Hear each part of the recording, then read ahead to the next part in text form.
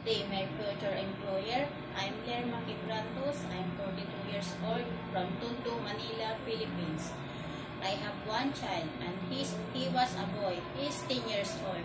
I'm single but I have a companion. I'm ex-abroad in Saudi Arabia for 5 years. From July 29, 2019 up to May 26, 2024.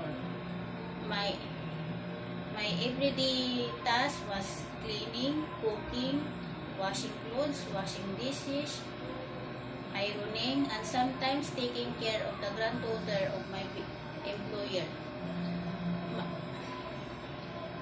I serve 11 people, ages 71, 70, 61, 36, 34, 31, 28, 25, 20, 22, and 23, and their granddaughter 10 and 6 years old. My future employer, please choose me, and I promise that I'll do my best to gain your trust, and I promise